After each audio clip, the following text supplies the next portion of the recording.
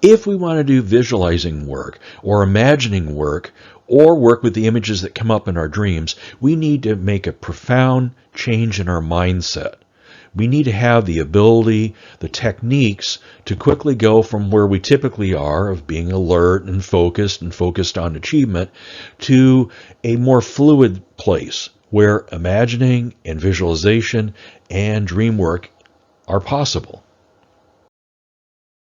In an earlier video, I explained why we need to know how to relax. And it's not just the general relax for rest, but a relaxation of our typical mindset into one that's sort of betwixt and between, in that twilight space between waking and dreaming or sleeping. That's where we need to be to do this sort of work. You can find that earlier video at armchairdreamer.com, where I have everything, all the videos, all articles, everything is assembled there. And when you're there, take a look at the other videos on the techniques, other quick techniques that I have selected and I've found very effective in my own practice and that I've taught others how to make that shift. So you're going to find some other quick 1, 2, 3 minute techniques there at armchairdreamer.com. And with that, let's begin. You already know, I would say 99% of people looking at this will already know how to do this technique. All I need to do here today is to point out why we should do it and to break what you already know into a few steps. That's it.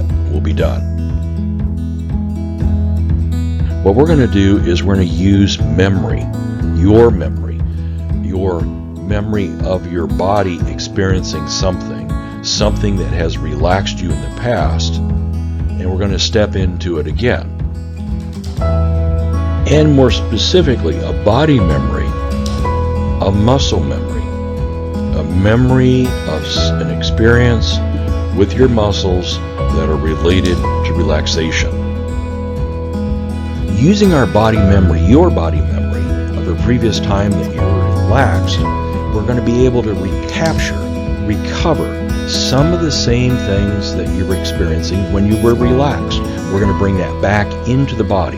So we're doing a little bit of, time travel from the past to the present. And another action that the body memory gives us is that it gives us structure.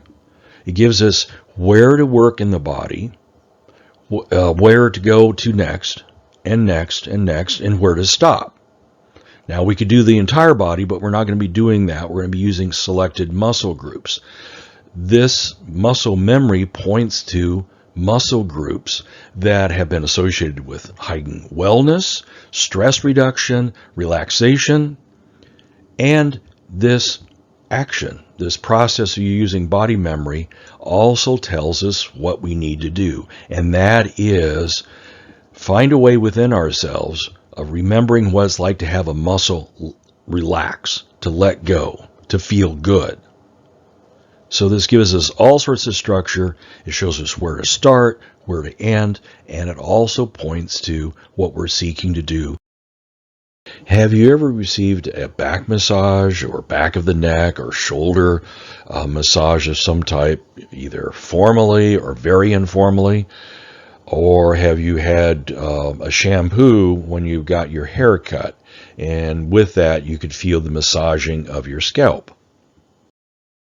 This technique begins with a memory of receiving a massage or massages, a general memory, not one of that includes who did it or why it happened or when it happened or where it happened, but a memory, a general impression of receiving a massage. Take that general memory and make it more specific by feeling more in detail of what each part of that massage felt like. And we're going to be working with just parts of the body, so let's start with the shoulders. It's recovering a general memory, but a specific memory of what it felt like to have the left shoulder massaged. And then the right shoulder. What did it feel like to have your neck massaged? So it's getting a clear returning to a clear memory of the body's experience from the body's perspective. Let me break down what we just discussed here, and I'll put it in steps as you're likely to experience it. Again, when you want to make a shift and when you need to make a shift from your current thinking and feeling and energy level to something quieter, something more introspective, something deeper. Okay, let's get into the steps. There's just a few of them. You're going to see how fast, how easy this is, how simple it is to learn, and you can start using it immediately. If you want, you can set a timer. I would do this exercise probably 3 minutes because it takes a little time to make real good effort to go through each of the muscle groups and to feel the effect and to know if it's working or not. But you don't have to set a timer. You can just keep a mental note of it. I would just say don't jump out too soon. Make sure you're getting the effect you want, and then you can stop. May that be 1 minute, 2 minutes, 3 minutes, 4 minutes, whatever, and then you can begin your session.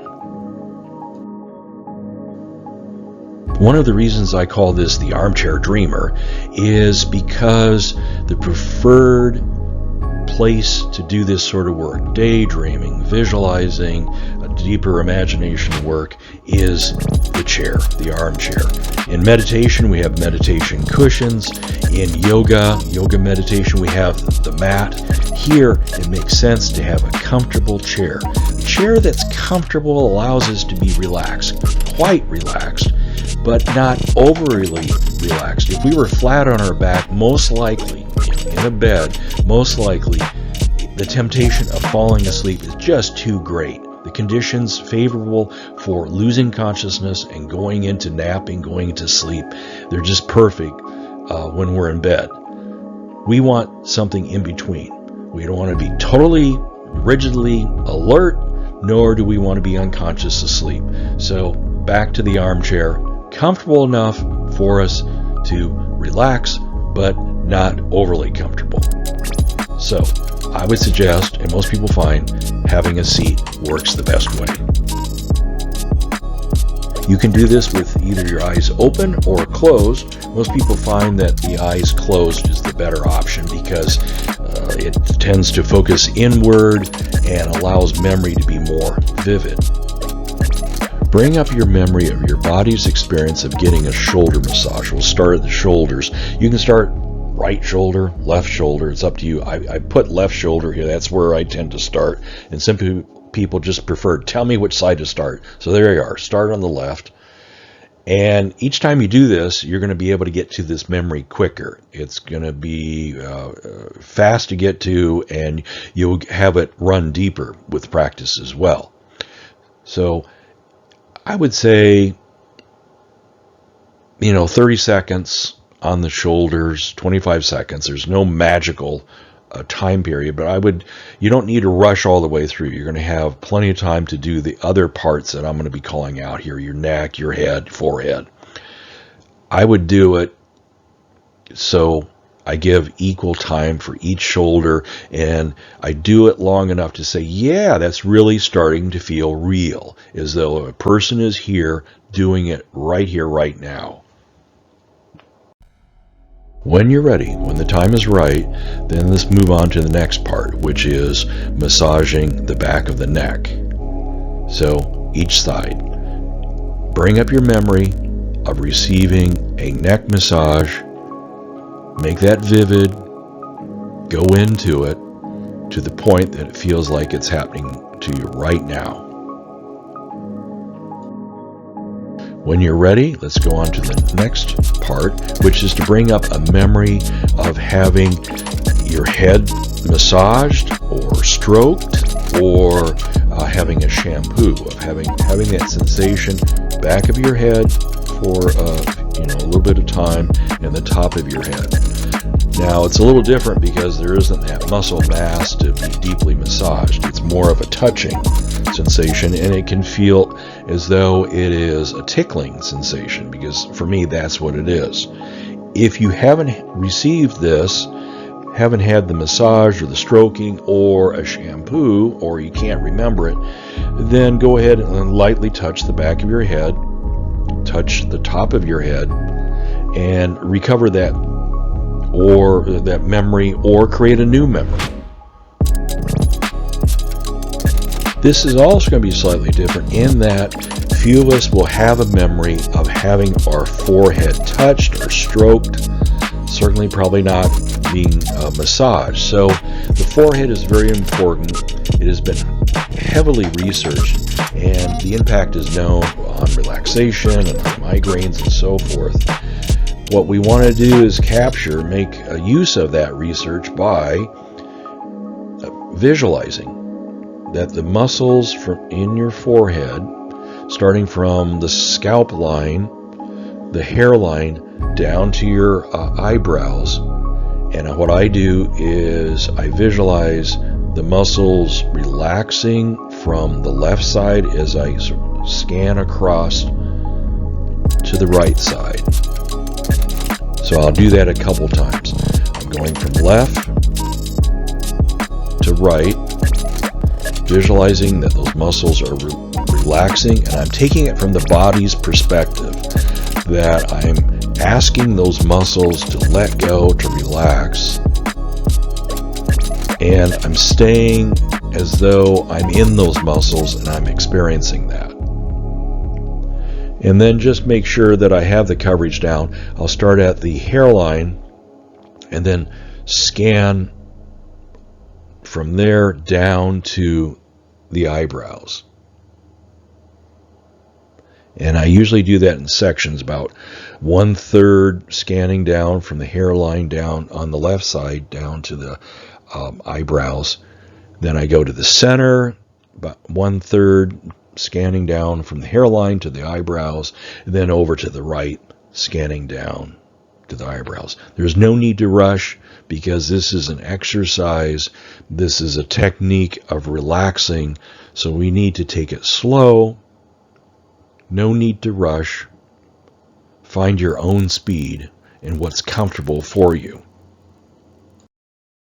When you feel ready for visualizing, daydreaming, or imagining work, begin a session. That's it. You've reached the end. You've got the technique. I suggest you give this a try today. Spend the 2 or 3 minutes, see what it feels like. I think you're going to be surprised how quick and effective it is. And then I would practice it over the next week. We're talking about 2 minutes a day. That's not a killer. And really anchor it, really know it well. So it's available to you for this sort of work, armchair dreaming sort of work, but it's available for all sorts of other things. So it's something you can quickly master, make it your own. armchaildreamer.com. That's where you're going to find tips, tools, and techniques that you need for daydreaming, for dream work, for visualization, and for imagining. So let me conclude by saying thank you for being here. This is Gary Goodwin, founder of the Armchair Dreamer, and I'll see you next time.